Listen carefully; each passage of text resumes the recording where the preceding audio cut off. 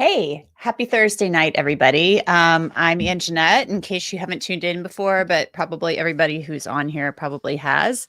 So thank you so much for tuning in.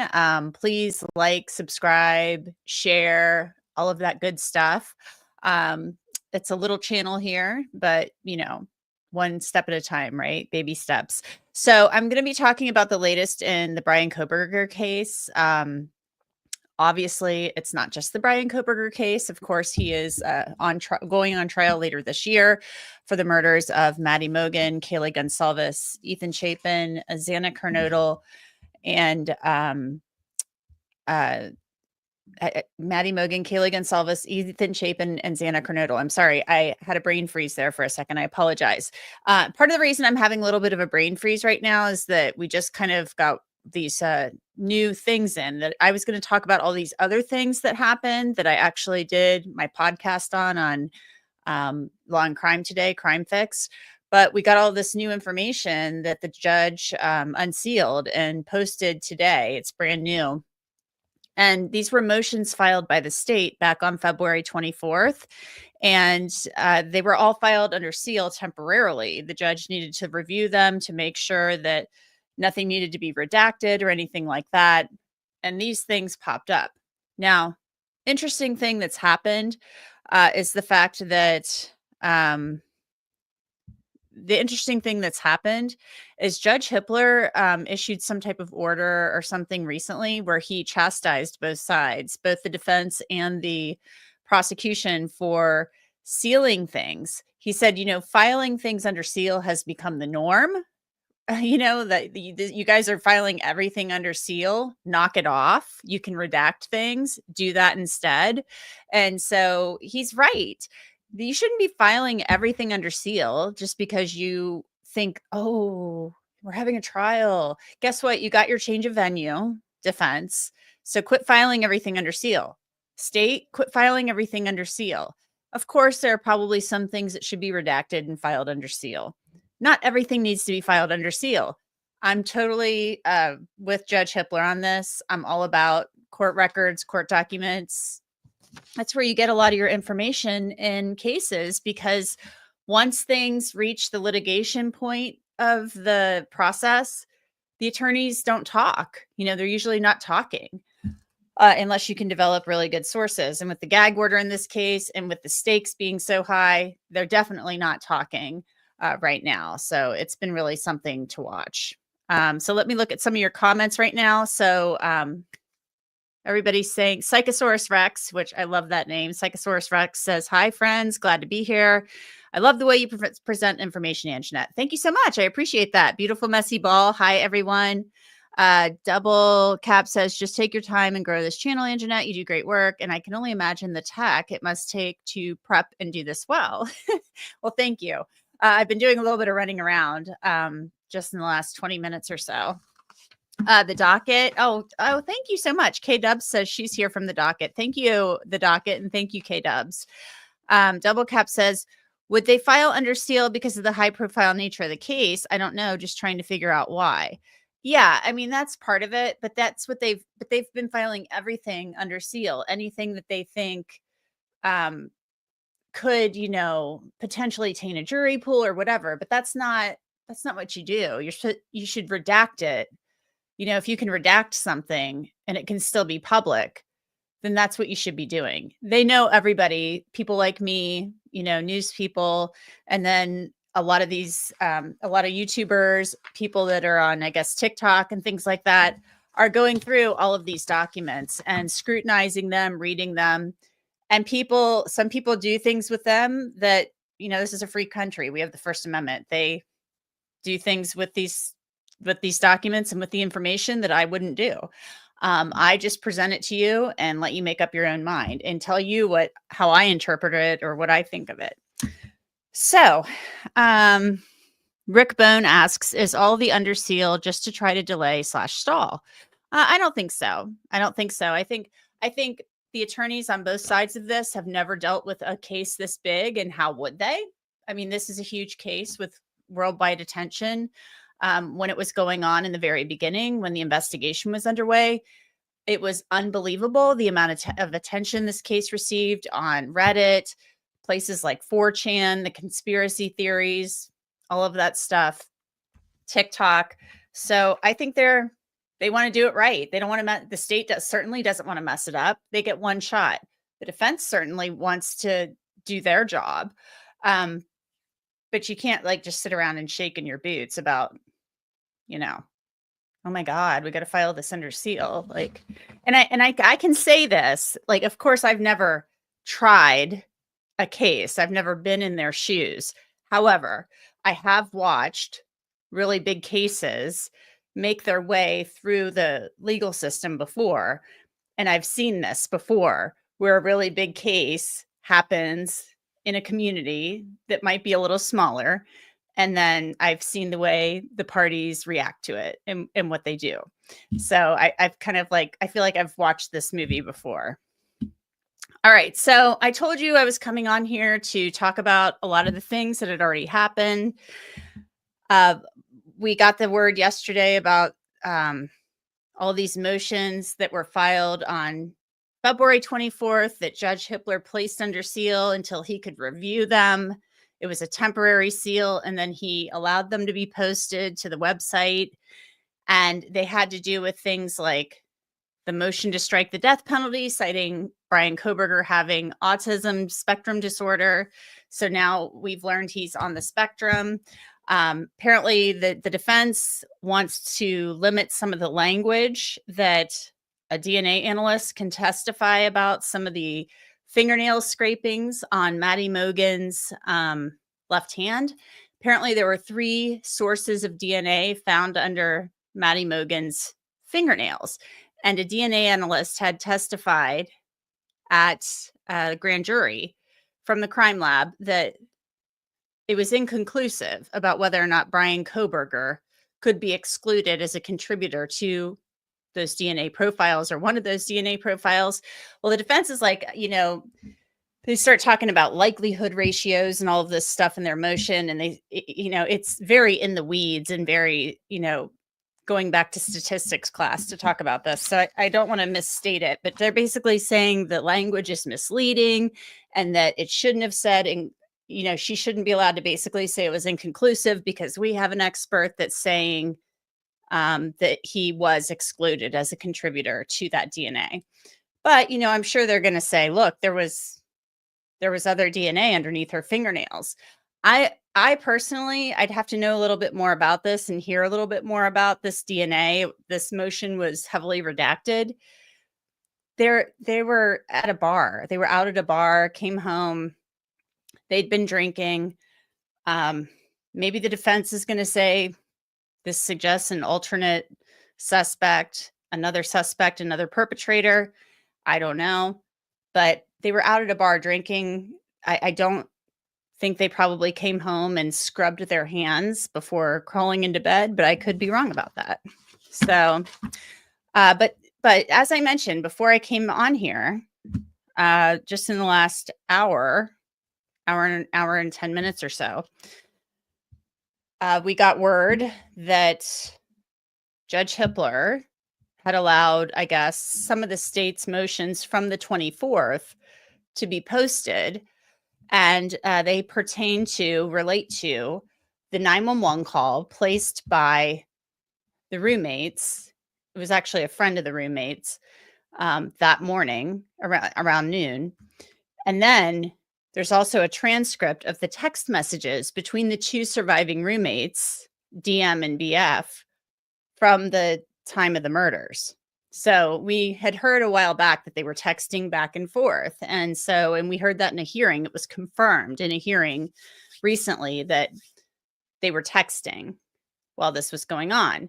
DMs like, I saw a guy. Well, now we have the transcript. We have the transcript of both of these things. So I told you I was going to talk about all this other stuff, but now we've got kind of like breaking news where this other stuff has been unsealed and posted. So we're learning more. I'm going to take a sip of water because I've been talking a lot.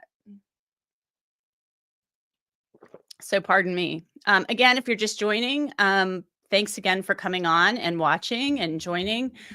Please like and subscribe and share or whatever. Tell your friends. Come on here. Um, Double Cap says, I agree with everyone who hearts this channel. Excuse me, and loves Anjanette's coverage in LNC and anything she does. Well, Double Caps, that's super sweet. That's very nice of you. Thank you. You're very sweet. And I'm a little chilly. It felt like spring here a few days ago, and now I'm like freezing again. So I'm back into my Columbia fleece. I love this fleece. I'm not doing a commercial for Columbia. Nobody's paying me to say this, but I've had this fleece since like 2018, and it's one of my faves. I just put it on and it keeps me warm. Okay, sorry guys. So let's get on to the big news, the 911 call. Because I was going to also tell you about the bushy eyebrows. Bryan Kohberger's attorneys do not want DM to be able to use the word bushy eyebrows because she had described the guy she saw walking through the house as having bushy eyebrows. They don't want that to be allowed at trial. I've got the motion right here. It was up on the site and then it was deleted. And so, yeah, they're taking issue with that, which I find very interesting. And there's some interesting information in here. But let's get first to the text messages.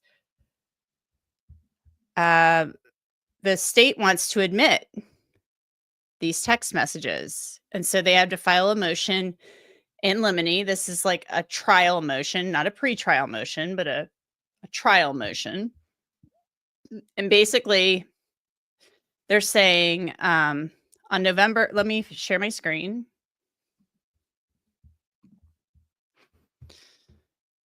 Yes, Borsky, it is very comfy. My fleece is. Thank you.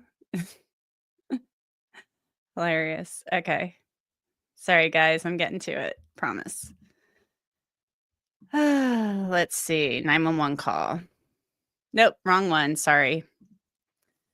I wanted to do the text messages first. We'll go chronologically here. Getting there, getting there.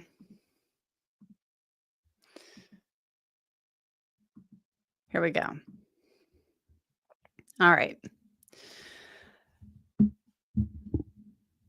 Okay, so these are text messages from the phone records of DM and BF's, let's see, DM's phone records for November 13th, 2022, and BF's testimony as to what DM told her. And they're saying this is why this should be allowed at trial. In the case at bar, so I'm assuming BF, the way they're saying this, they plan to have BF testify to this and about what DM told her, I guess, rather than DM testify to her own texts, which I find interesting. In the case at bar, starting on November 13th, 2022 at 2:10:29 a.m., DM sends a text message to EG, Uber driver. I actually interviewed that driver. I talked to him. He gave me a ride, and we talked for quite some time. But that's a whole nother story. I wrote an article about it for the website. He didn't want his name used. He was felt a lot of guilt. He told me he felt like he drove Maddie and Kaylee to their death. And this was before he knew the timeline of what happened, but had a very long conversation with him one night. And so very nice guy, very nice guy. But anyway, well, that's a whole nother story. But in the case at bar, starting on November 13th, 2022 at 2:10, DM sends a text to the Uber driver to inquire if he's driving. The state submits this text message exchange is not hearsay because it will be offered for the truth of the matter asserted as to the driver's status. Instead, it would be offered to show a timeline for the night. DM was awake and texting at 2:10:29 a.m. From 4:19 to 4:21 a.m., this is also important for the timeline. DM attempts to call BF. Xana Kernodle, Kaylee Gonsalves, and Maddie Mogen, all calls unanswered. So DM is in her room, we assume, calling all of her roommates. 419 to 429, 417 is when that noise is heard on that camera outside. So this is after supposedly Xana has been killed and Maddie and Kaylee have been killed. The records of these calls are not hearsay, as they do not meet the definition of a statement, oral assertion, written assertion, or nonverbal conduct intended as an assertion under Idaho Rule 801A. All right. So from 42208 to 42427, DM and BF send the following messages. DM to BF, no one is answering. DM to BF, I'm really confused right now. Obviously, I'm reading their abbreviations and stuff. DM then messages Kaylee Gonsalves. Sorry, my dog opened the door. She texts Kaylee and says, Kaylee, DM to Gonsalves, what's going on? BF to DM. Yeah, dude. WTF. BF to DM. Xana was wearing all black. DM to BF. I'm freaking out. RN, meaning right now. DM to BF. No, it's like ski mask almost. BF to DM. STFU. That means shut the F up. She's probably like, what are you talking about? I mean, these are college girls. They've been out drinking. She's probably like, what are you talking about? BF to DM. Actually, DM to BF. Like he had, and obviously, look, she's typing, autocorrect's not kicking in, whatever. Like he had something over his is for head and little and mouth. DM to BF. I'm not kidding. I'm so freaked out. BF to DM. So am I. DM to BF. My phone is going to die. F word. BF to DM. Come to my room. And so we had found out in the bushy eyebrows motion that DM indeed did go downstairs to BF's room. So BF said, come to my room. BF to DM. She said, run. BF to DM then says, down here. All of the above declarations are present sense impressions and excited utterances. This is supported by DM's grand jury testimony, where she indicates she just witnessed a startling event, heard noises in the residence, and saw an unknown male in the residence. The declarations indicate both BF and DM are trying to make sense of the startling event contemporaneously or immediately following the startling event, i.e. no time for reflection or fabrication. CDM's grand jury testimony. So they've attached that as an exhibit. I'm sure it's sealed. I mean, grand jury testimony is usually, that's always secret. Except in Nevada. I like that about Nevada. You can get the grand jury testimony after somebody's been charged. At 4:24:39 a.m., DM calls Ethan Chapin and the call goes unanswered. This phone record, like the other records of calls, is not a statement. DM and BF continue to text.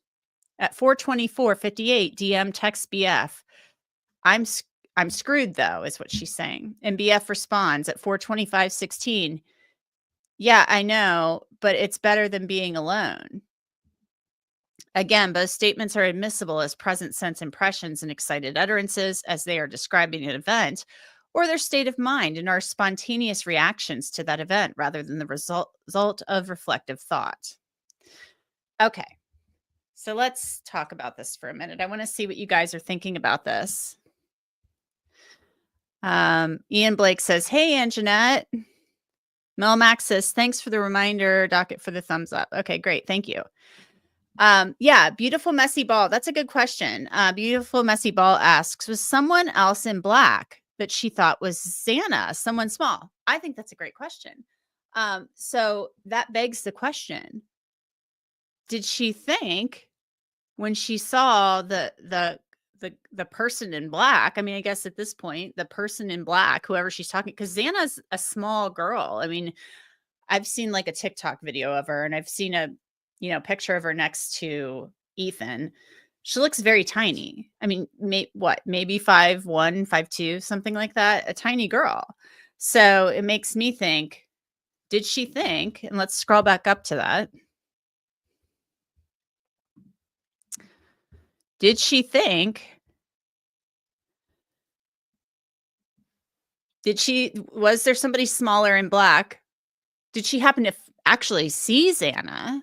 Was Xana wearing black? I don't know. Or did she see the person in black thinking it was Xana for some reason? Was it because from all we know right now, all she saw was that person in black walking toward her. So let's look. She said Xana was wearing all black. Oh, okay. So here's that's interesting. So BF, Beautiful Messy Ball, BF is the one that said that to DM. DM didn't say it. BF said to DM, Xana was wearing all black.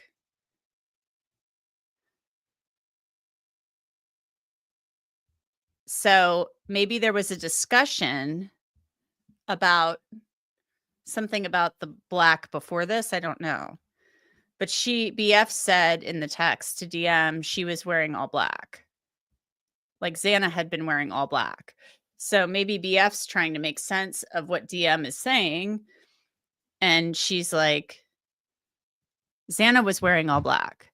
Like it's just not computing. And like DM, she may have been out, they're college kids. They're out drinking or whatever. What do you think of that? Beautiful. I think you said right to me. So, okay, let's go to more. Yeah, Grunger999 says, I think she was just confused, thinking fast, trying to put it all together. Maybe she thought it had to be Xana, but then thought further. Yeah, I kind of think that too. Like she's probably asleep in bed, hearing all this stuff, and she's like, what the you can tell they're like college kids, like WTH, like what the hell are you talking about? Like she's like in a sleep fog, she's like texting, like if somebody, I don't even drink, and I can imagine if somebody said that to me, if somebody said that to me, I might be kind of like in the middle of the night, like what, but I mean, you know what I mean? Like I can barely function when I first wake up. Like, don't even try to talk to me before coffee. Clicker AK says the extra component is that alcohol is involved. So that is going to impair their judgment. Yes, exactly. Their judgment and their reaction. Of course. Yes, of course.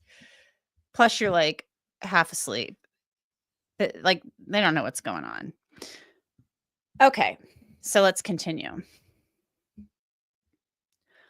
At 4:27:47, DM calls Gonsalves. The call goes unanswered.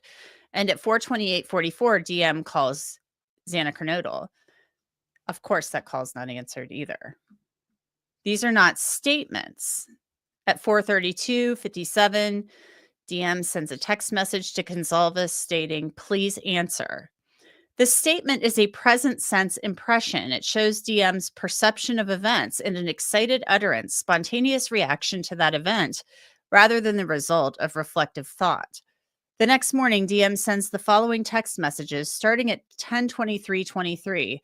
Okay, so this is where it gets interesting. That 911 call was not placed until 11:56 a.m. I mean, this is an hour and a half, an hour and 33 minutes before the 911 call is placed. So DM was awake at 10:23 a.m. DM to Gonsalves, please answer. DM to Mogen, are you up?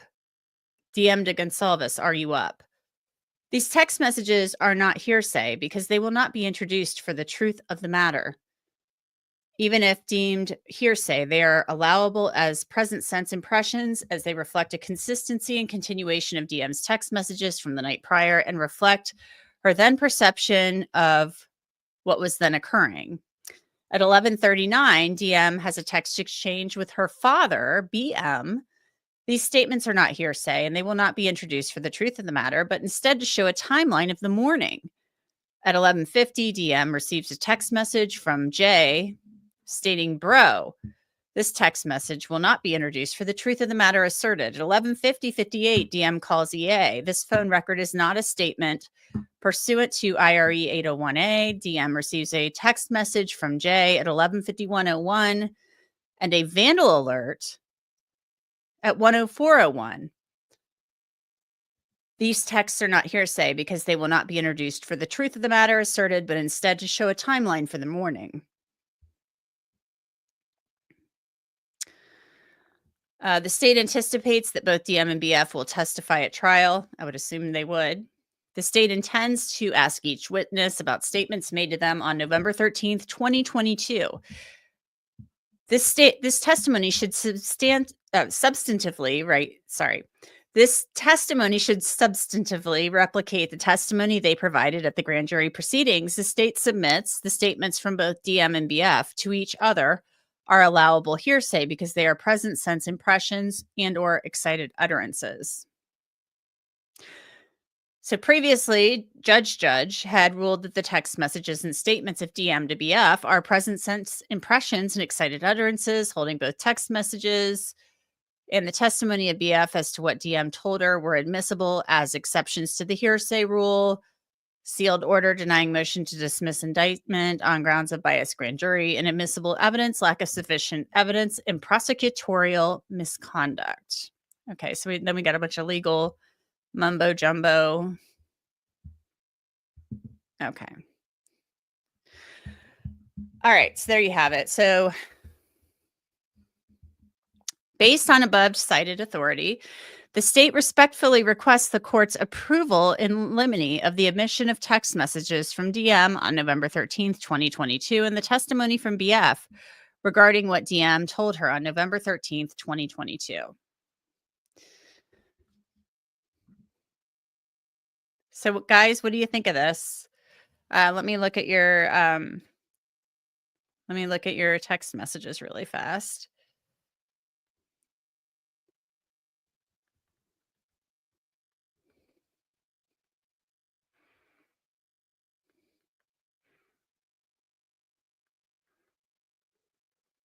Sorry, I had to answer a text really fast.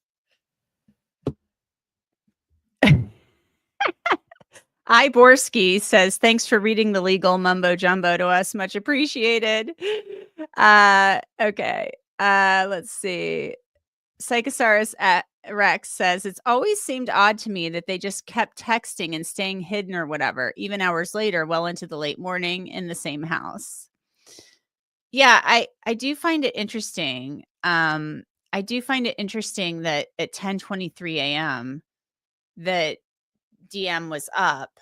And I can understand, like, maybe you're up and foggy still and like hungover, but it's maybe she was too scared still to go upstairs. She's down in BF's bedroom with her. Cause if you're familiar with the story and the layout of the house, BF's house or BF's room is on the first floor.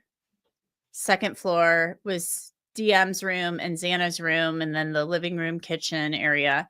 Third floor that was Maddie and Keely's rooms. Let's see. Looking for more of your comments. Yeah, the docket. You're cracking me up. Let's see.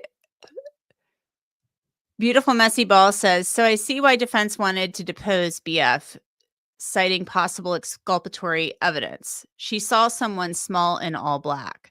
To me, it sounds like more than one perp. Right. Maybe that's what they thought. Maybe that's what they were thinking. Um, also and I don't want to spread rumors. There have been rumors, and I don't want to spread a rumor, but there was a rumor, and remember, BF's window faced the front of King Road, out toward the house, or toward the street of King Road, where that parking pad area was. So her bedroom window, you could see out that way, and then possibly to that driveway that goes up the hill. You guys, I do have a video on my YouTube channel where I did kind of like a little tour, back in May of 2021, kind of that area. I mean, it's me on my phone. I don't remember exactly, but I think I showed me walking up the driveway, the steep driveway, and then kind of you could see into Maddie's bedroom. So, yeah. Oh, Heather says you are no negative Nancy. Okay, that's very sweet. Thank you. I appreciate that. But there was this rumor that maybe one of the roommates saw somebody like disrobed, kind of running from the area. Um, that's never been confirmed, but it has been something that's been discussed. And in one of the hearings, Judge Hippler made reference to something in an affidavit for a search warrant about somebody possibly having um, taken off, the perpetrator possibly taking off their clothes and putting them in a bag after committing the homicides. So that's why I kind of lend a little bit of credence to that. Yeah.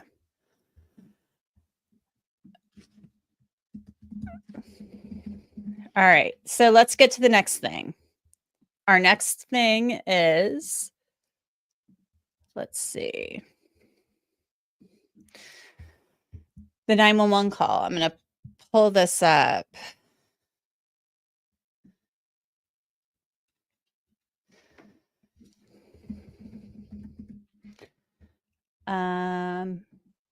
Share my screen.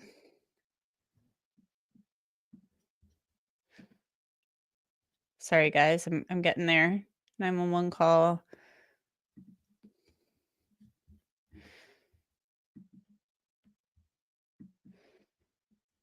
Oh, sorry. I was on the wrong tab. I'm getting there. I'm not always. There it is. Okay. So let's do this 911 call. So they want to admit the 911 call. Of course they do. They're going to be able to admit the 911 call. The judge is not going to say, no, you can't do that, but they have to file a motion, I guess, which I think is weird, but whatever. This doesn't seem like something you would have to file a motion for, but hey, I've never covered a trial in Idaho before, so maybe you do. So it says, HJ, this is one of the friends they called to come over, HJ located the unresponsive body of Xana Kernodle and informed BF and DM to call 911. So I'm thinking maybe they were scared and they couldn't get a hold of their friends. Maybe they call this HJ over and they're like, hey, can you go check on them? We don't want to go up there because something weird happened last night. So HJ comes over and he finds Xana, and she's dead. She's dead. So HJ locates the unresponsive body as Xana Kernodle and informed BF and DM to call 911. EA was present at the time. All declarants personally perceived the event, Kernodle unresponsive. The majority of the declarations were describing to dispatcher Carolina Calvin what they were perceiving. Those statements related to Kernodle being passed out and not waking up. The declarations were made immediately after HJ discovered Kernodle's body. Some declarations made would also be considered excited utterances. Okay. Let's get to the meat of this. Excited utterances are things like, those are like, can be exceptions to a hearsay rule. It's like if I'm like, oh my God, like what's going on? What's going on? I'm witnessing something and I'm like, oh, like you're witnessing something. And sometimes like excited utterances by defendants. If they say it to somebody, it can be an exception to hearsay rule, and things of that nature. So, oh, and they talk about this. Clearly, the statements of BF, DM, EA, HJ, and the dispatcher, Carolina Calvin, fall within the hearsay rule exceptions.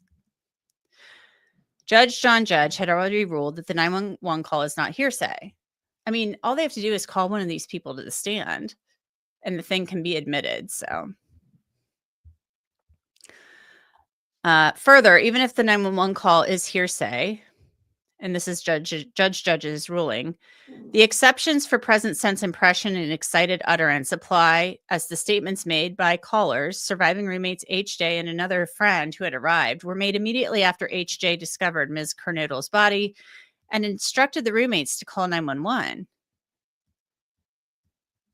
Okay, sealed order. This is all according to the sealed order. Sealed, sealed, sealed. Everything's sealed. Everything's got to be sealed. Not.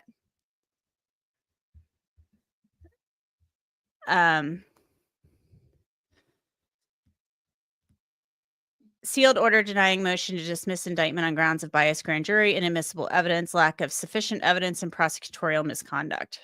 Regarding the emotion in the callers' voices, Judge further held that the evidence was relevant as to why law enforcement was sent to 1122 King Road and on November 13th, 2022, as opposed to just EMS when the call was for an unconscious individual.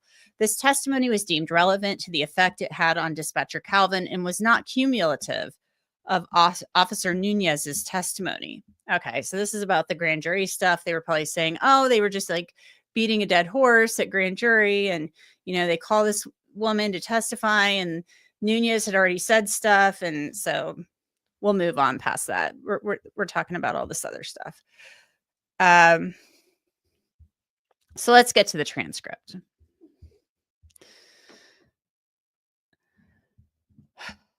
"911 location of your emergency." Answer. Hi, something is happening. Something happened in our house. We don't know what. We have 911 caller says, what is the address of the emergency? 1122. No, don't. What is the rest of the word? Oh, King Road. Question. Okay, and is that a house or an apartment? Answer. It's a house. Can you repeat the address to make sure I have it right? I'll talk to you guys. We live at the right, so we're next to them. Okay, we live at the right, so we're next to them. Interesting. So they would have lived at the Queen Road apartments. That's that apartment.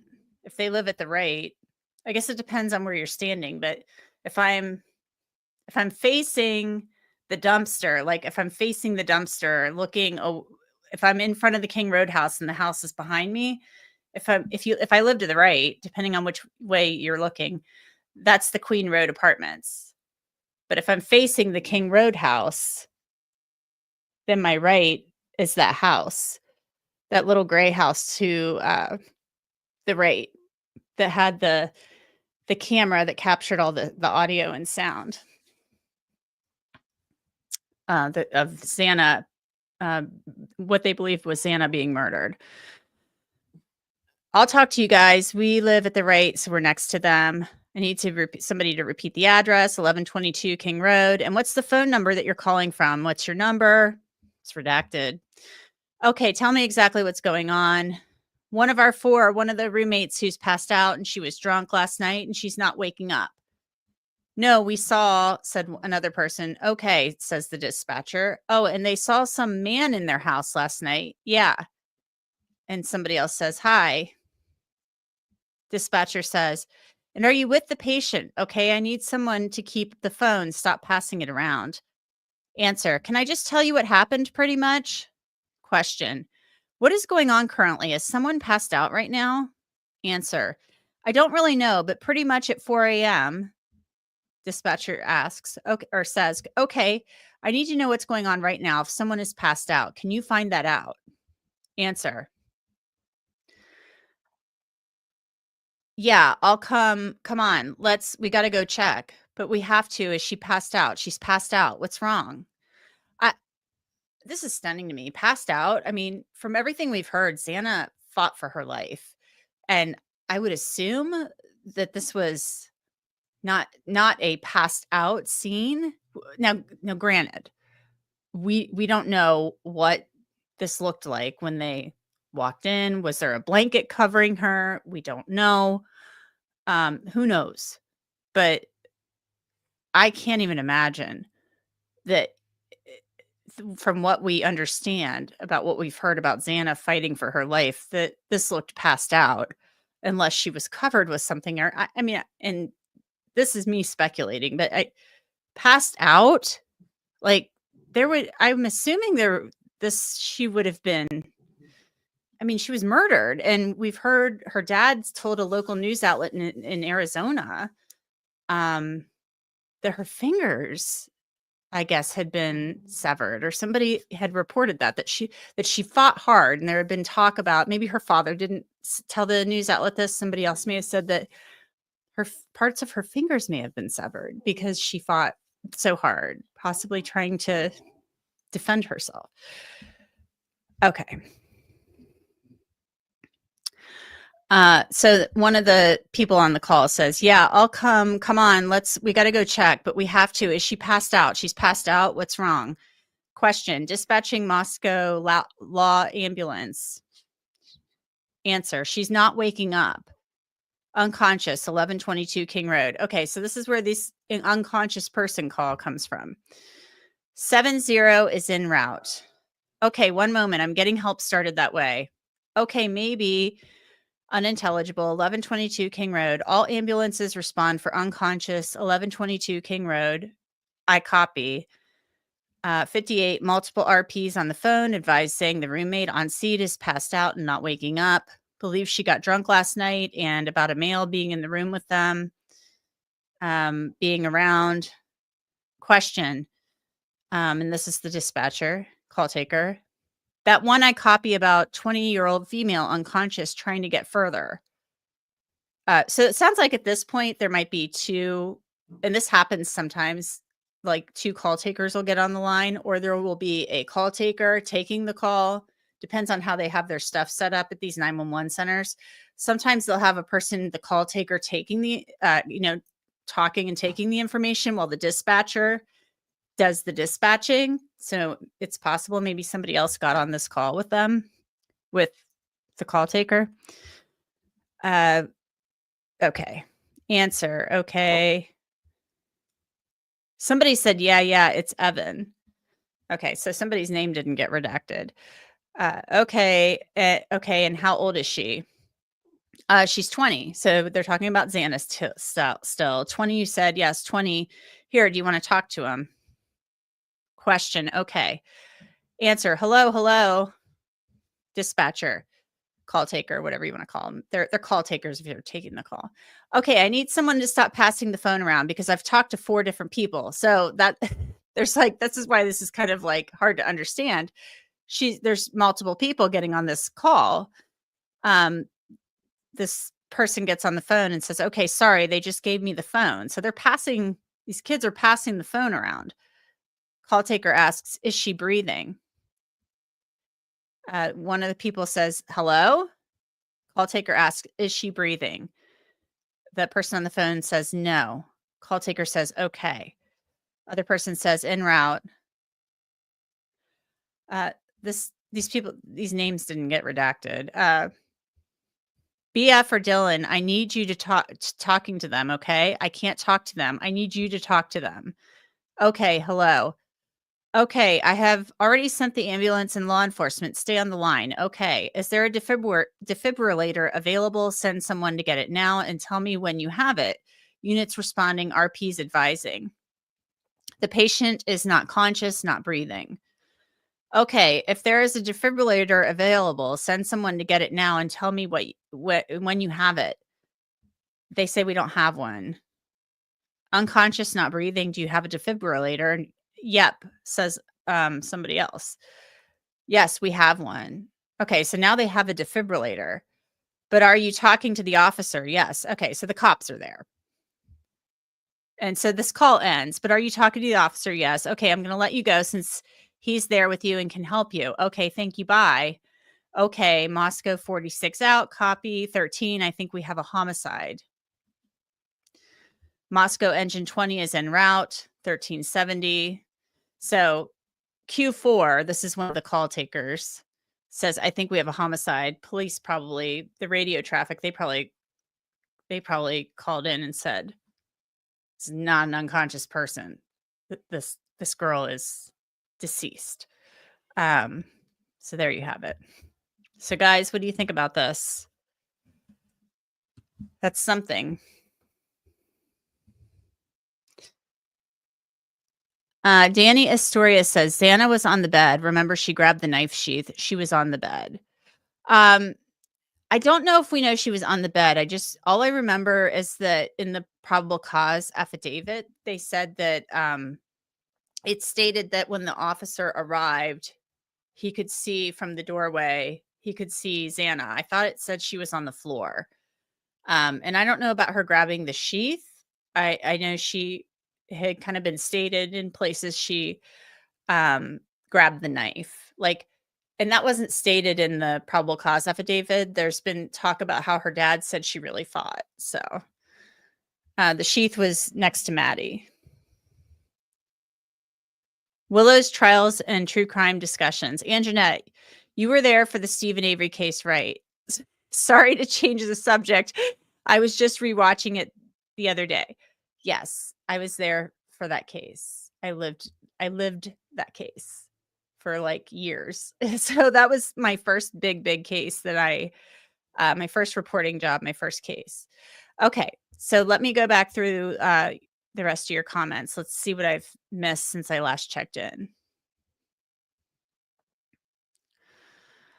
Let's see.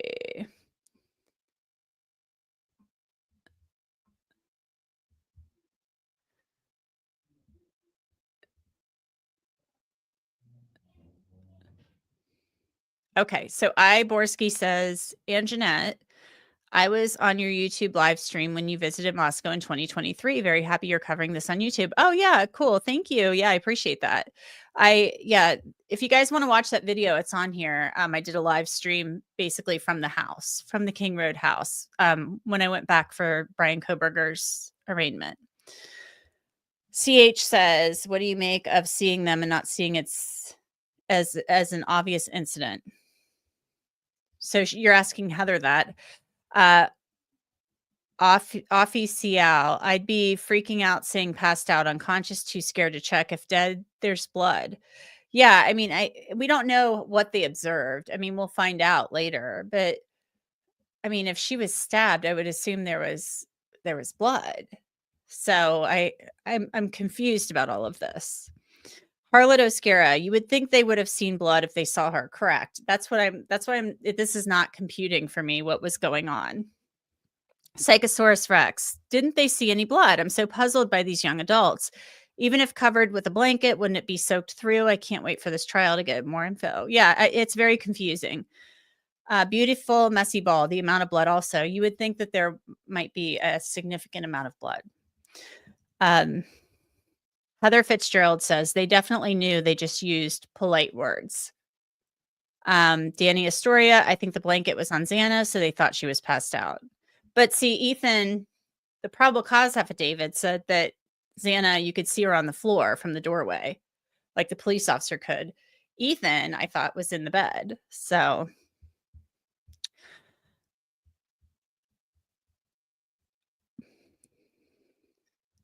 Graciela Gracie G says, not easy for sure, hun. I normally check as a retired firefighter, still embedded in me.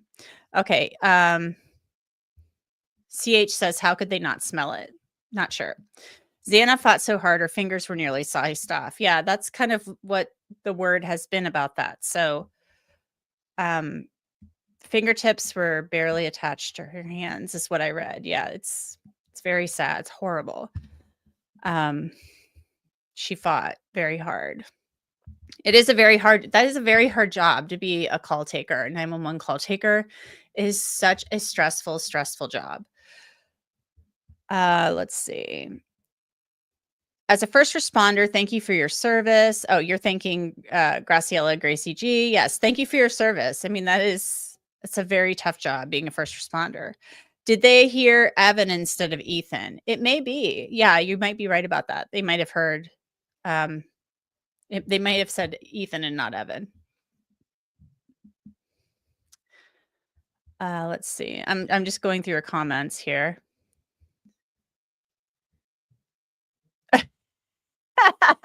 Sorry, Jason Henderson says, "Is that the Pope or Brian Enton on your bookshelf?" Okay, it's most certainly not Brian Enton, but this is the Pope. So this is a moment. This is a memento of mine. This is Pope Francis, and I'm not Catholic, but the Pope is, and this is my Pope Francis doll with his price tag still attached, or his little tag. In 2015, it's a really funny story. Maybe I'll go into the whole thing one of these days. But in 2015, when I worked in local news, I got to go. This is 10 years ago. Gosh, time flies, right? I got to go to Philadelphia to cover the Pope. So I wanted to do it, and I got to go, and I got to cover the Pope being in Philadelphia.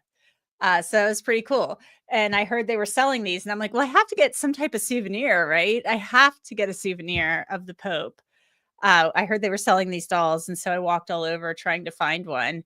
And so the Pope Francis just kind of sits up on my shelf. It's just kind of a cool thing. Because in local news, you don't get to travel a ton, but I actually got to travel just a little bit when I worked in local news. So that was always cool. So Pope Francis, he's my little Pope Francis is my little bookend there. Sorry. Let's see. Beautiful messy ball. Xana did grab the knife sheath. The knife sheath. Oh, you're saying didn't? Yeah, I was gonna say we've never heard that Xana grabbed the knife sheath. Xana did not grab the knife sheath. The knife sheath was in the bed with Maddie. Correct. So, presumably the killer, and my theory is, place the knife sheath down. Why? Don't ask. You would think it's got a strap where you can attach it to your belt or whatever. My theory is placed it on there for whatever reason. Danny says, "Oh, my bad, Maddie. I confused. Yeah, confused with Santa. No worries. It happens." So going through, sorry for all your, I'm going through all your comments. Danny says, "The trauma these girls that lived experienced must be horrible." I agree with you 110%.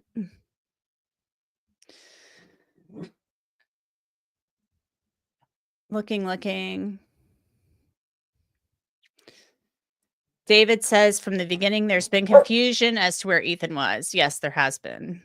But I thought he was in the bedroom, in the bed. Xana is seen in dark clothes in the pic of the 6 of them. Yeah, you're right. She was wearing all black that day, just as BF said. I mean, maybe she was still, maybe she wasn't like in her sleeping clothes. Maybe she was still in her, clothes she had been out in. Beautiful messy ball. Having had a friend come to my door on 911 after finding our friend dead and running to find her myself because I didn't believe him or know he was in 911. This is just bizarre to me. Sorry, I'm looking at all your comments to make sure I'm not missing any good questions. Yeah, Harlot Oscara says the PCA only says Ethan was also in the room. Right. I thought Ethan was in the bed, but I could be wrong about that. But I thought he was in the bedroom. Okay, so yeah, so this is wild. Not wild. I mean, it's very sad, but let me unshare my screen. So it's got some new information in here for sure. So they were definitely texting. We kind of knew that already. I had reported that back in January or February, I believe. Hold on, I got to open this door. My dog was in here and now she wants out. She's like growling and like fussing. Stand by. Go. Sorry, I'm like, why are you hanging out in here if you just are gonna fuss and want out? Like she comes in, opens the door, and then wants to leave. So they were definitely texting. We kind of had heard that. Obviously they didn't know what was going on. Iborski says a Q&A live stream would be fun. What's on Anjanette's bookshelf? Well, lots of books and the Pope so far. So so it's kind of this bookshelf, the bookcase back here. It's actually kind of cool, and it could probably be very cool if I did more to it. But you know, I just haven't done that. It's actually a pretty awesome bookcase. So this list of self authentication records deserves a look too, Anjanette Levy. Okay, yeah, I saw that. Let me pull that up. Here, let me pull that up. Just a moment, please.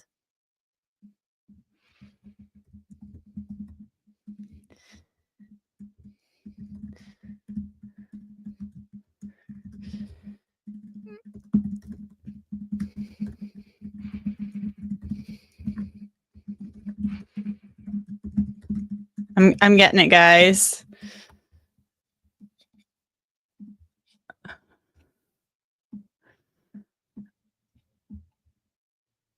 Pulling it up, guys. Let's see. Oh, here's something. Motion to preclude death penalty, adopt other necessary procedures due to state's disclosure violations. Okay.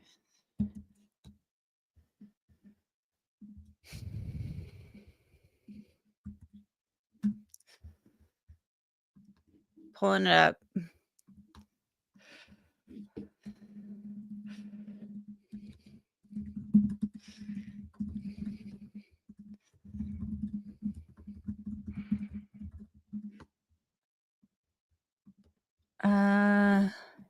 Sorry.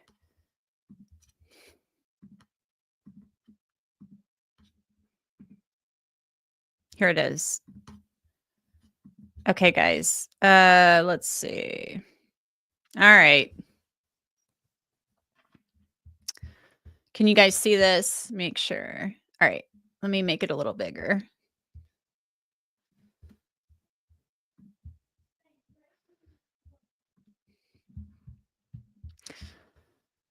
All right. Records of a regularly. Okay. Well, let's start at the beginning.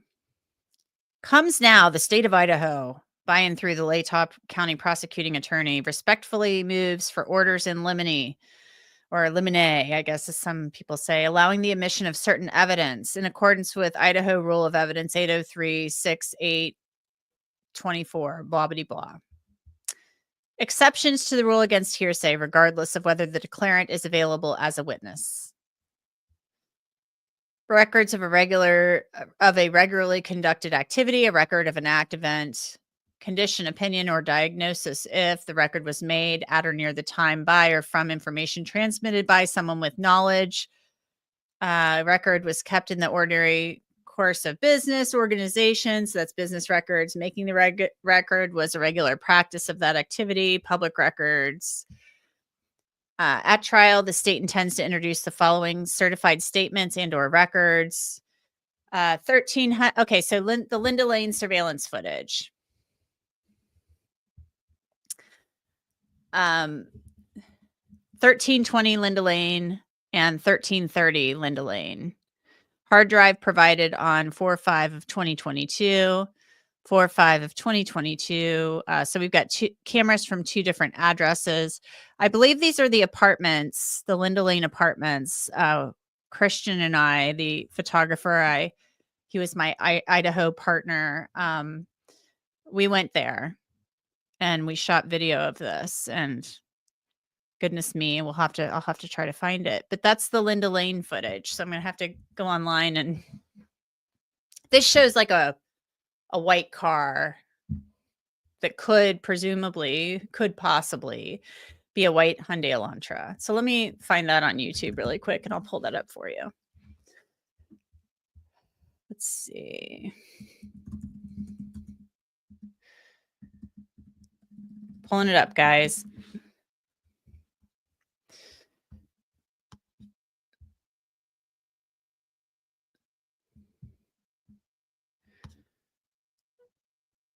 Oh, okay. So I'm just looking for the actual footage. I don't know if it's gonna show. Okay, this is really long. I'm not gonna be able to go through this. I can probably do another live on this over the weekend if you guys are interested, and I'll do my best to schedule it, guys. I'll do my best to schedule it way ahead of time.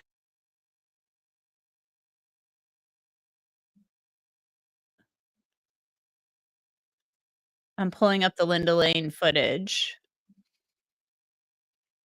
that shows the here we go.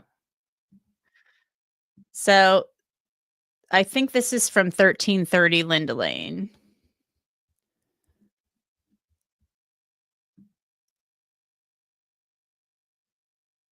Here we go. I found it. So, there's a white car that does circles around the Queen Road apartment building. I could do, like, a whole presentation on this for you guys. I just need to get it together. But this car does circles, like loops. You see in the probable cause affidavit, it talks about it. This white car, they call it suspect vehicle 1, but it's a white car.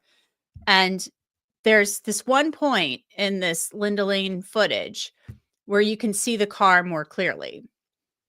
And I just found it.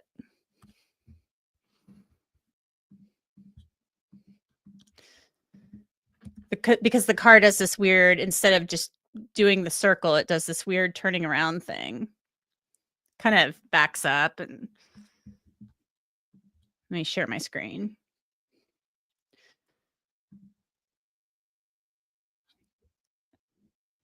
Just switch to this other thing.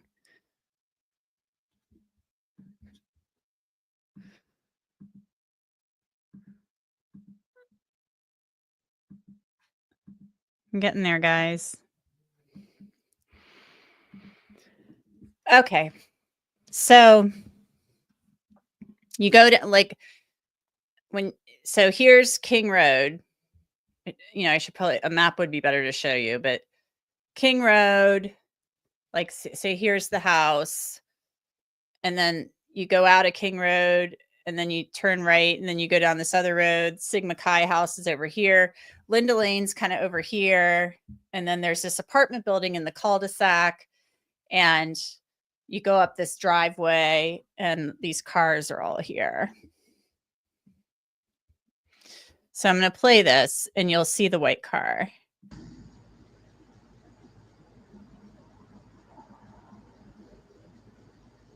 First of all, do you guys hear it? Do you guys hear the rumble of the car? Let me back it up a second. You're going to hear the rumble of the car. Could you hear it? Could you hear the rumble of the car? I'm just waiting to see if you guys, I know there's a little bit of a lag here. Listen carefully for the rumble of the car. I mean, it's 4 in the morning, 4:04 in the morning, and you're going to hear the car.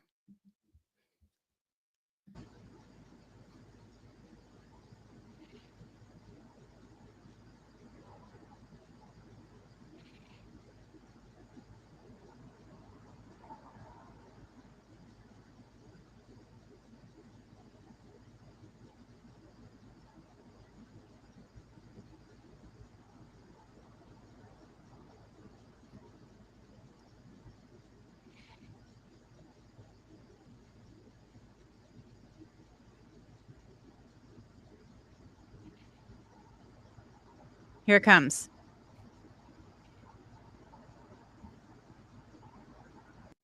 Do you guys see the headlights? Look for the headlights up here. The headlights are up here.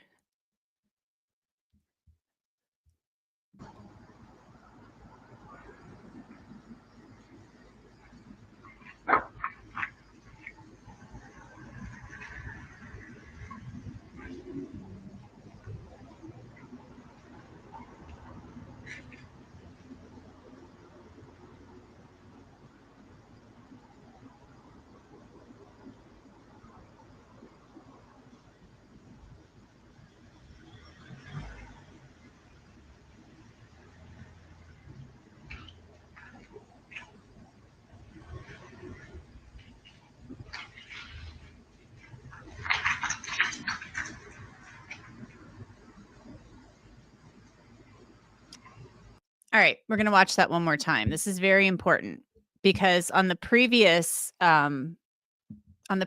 turns, this car, here's the Queen Road apartment building, the rectangular apartment building. It had passed. It went around that building, okay? This time, it doesn't. It pulls up instead, backs up, and then goes back the way it came. So let's watch that again. And I'll stop it so you can actually see the vehicle. You can actually get a better look at the vehicle.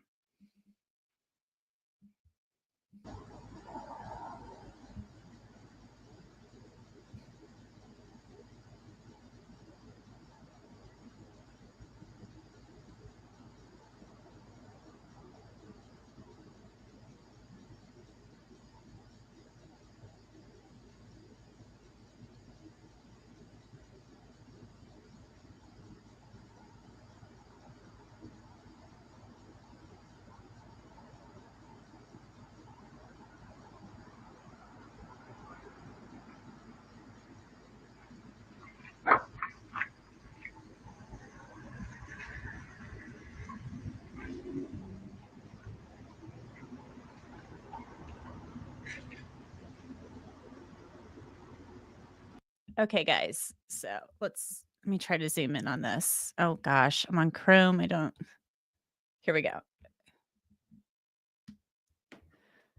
Do you guys see it right there? Oh, hold on.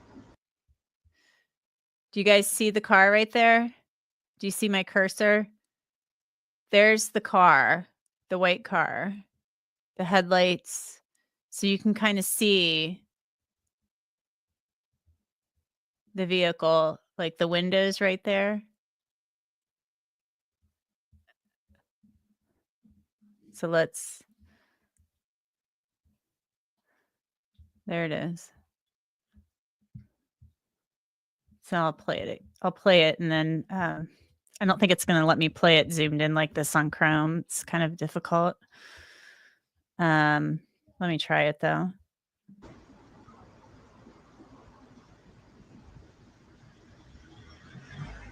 So there it goes, backing up. You see it? That's an even better shot of the car. It backs up. There's the brake light in the back. And then it goes back the way it came. So you get a better shot of the car. So that's it, according to this timestamp, 4:06. So that's one of the Linda Lane videos.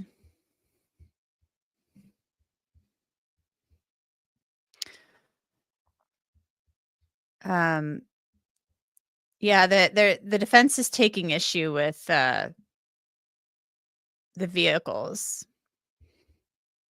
I talked about that in my crime fix today. Let me put that in here. I talked about it with Philip Dubé. He's pretty good. He's really good, actually. I'll share the. Whoop, it's getting all. We talked about the issue the defense has. They want to limit the testimony of the FBI with regard to the FBI acting like or saying that vehicle is the suspect vehicle, one white Hyundai Elantra, because they're saying, well, they didn't use that video to identify the car. So they don't want them saying that. So I just put the link to Crime Fix in there. Okay. So let's go back to these business records.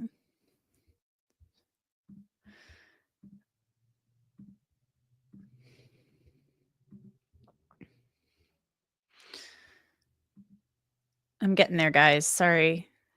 Here we go. So we got the Linda Lane footage. They want to just kind of be able to introduce this stuff.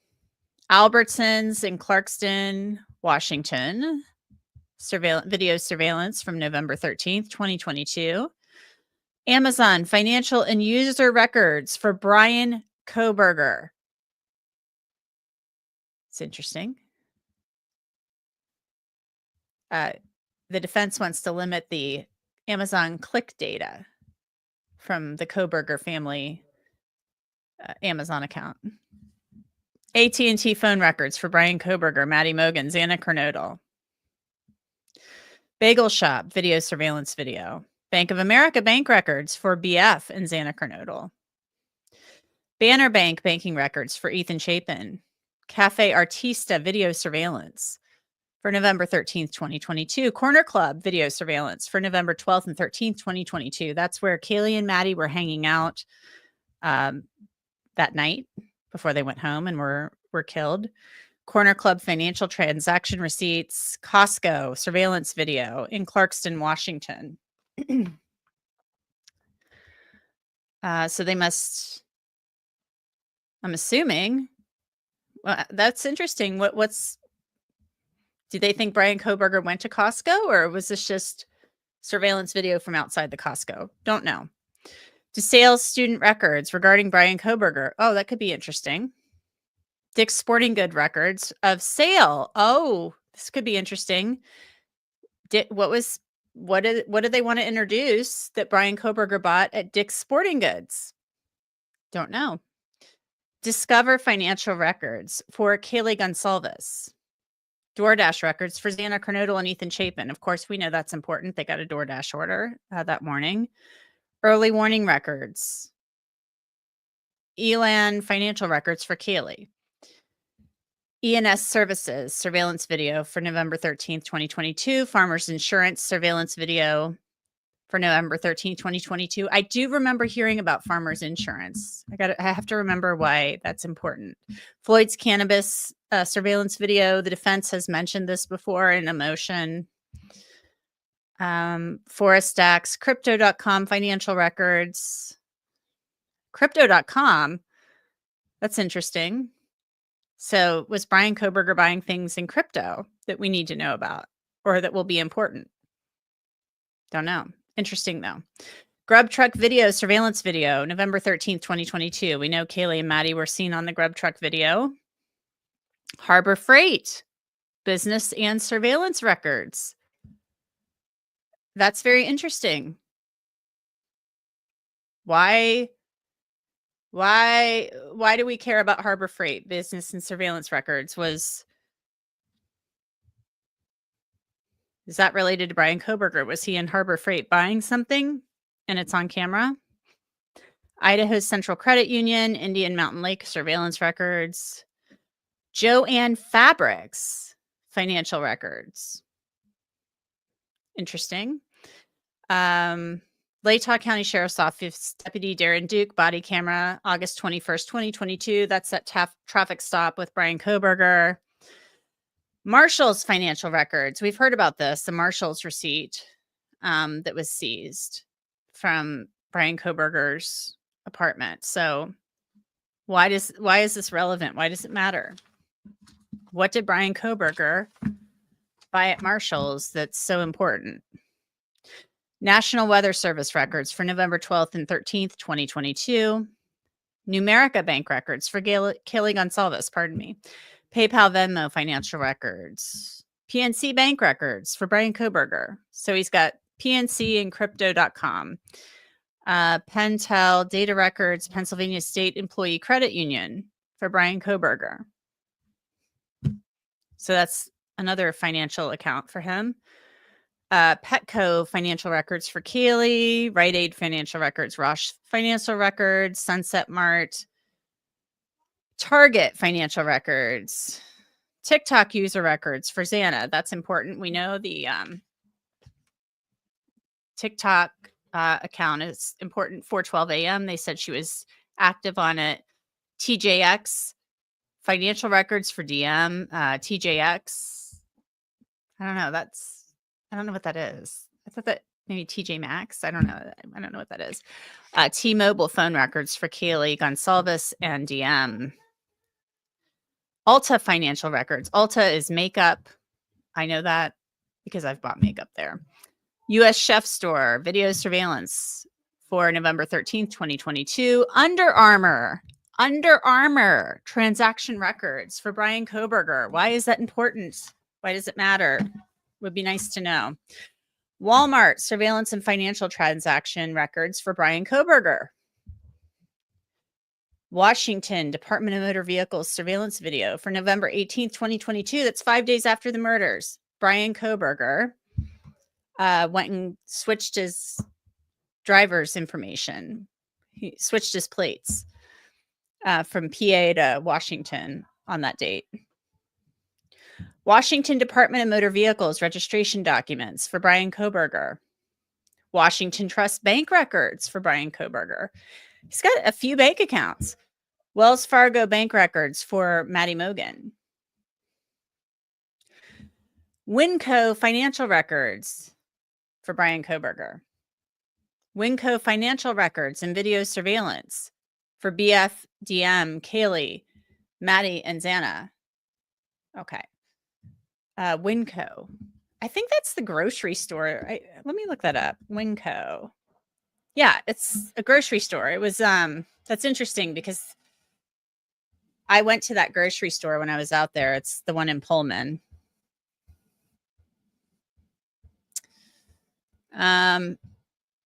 WSU video surveillance for November 13th, 2022, and WSU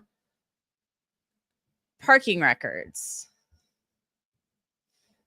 So there you have it. There you go. Winco is the grocery store where the traffic stop happened in August. Yeah. Okay. That's interesting. Yeah. Well, it happened on that corner. It's on that corner. Did it actually happen at the Winco? Because like, I thought it was just at that intersection. Because you've got that hotel there and then that plaza. There's like the Ulta. There's actually, I think, an Ulta in there and a Target and that Winco supermarket all in that same strip mall area. So guys, there's still a lot to talk about. I didn't get to the bushy eyebrows, all this bushy eyebrow stuff that I still need to talk to you guys about. Early warning. What is early warning records? I don't know. I'll try to figure it out. Let me do a quick Google search.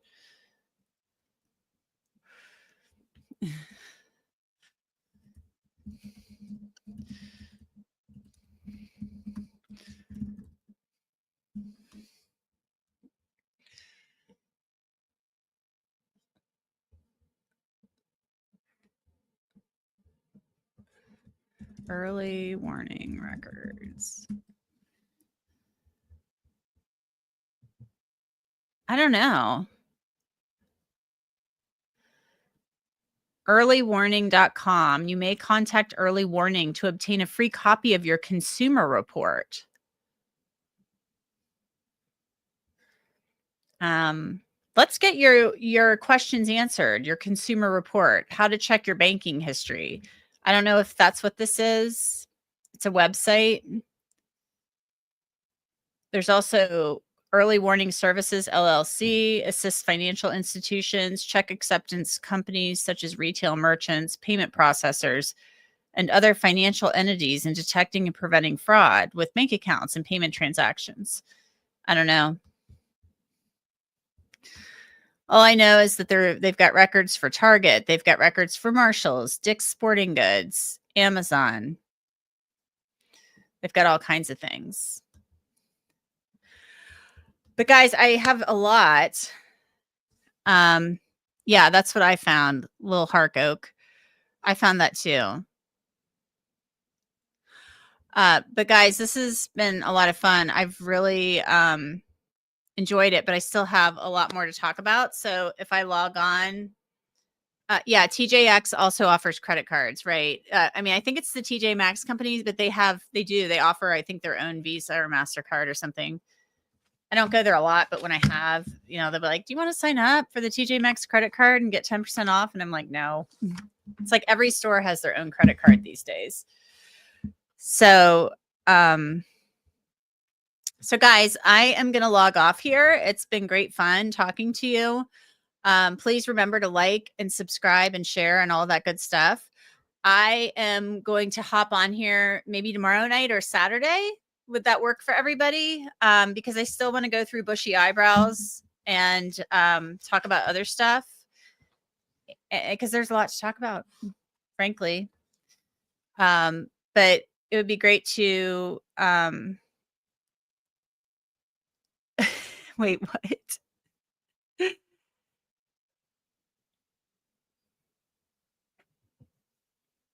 Wait, May 27th, 2024. Love that video. Gracie G, pardon me, says, love that video of you doing laundry on a Sunday. I was doing laundry on a Sunday.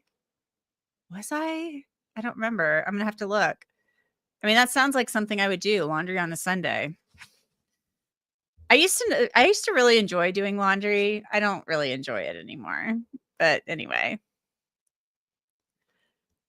David says, I think Kaylee was into crypto, but I'm old. That's interesting. That's really interesting because those were crypto records for Bryan Kohberger. We'll see. I don't know. But guys, I really appreciate you logging on. I'm going to log off now. Let's do this again, maybe tomorrow night or this weekend. I will try to give more warning for when I'm going to do this.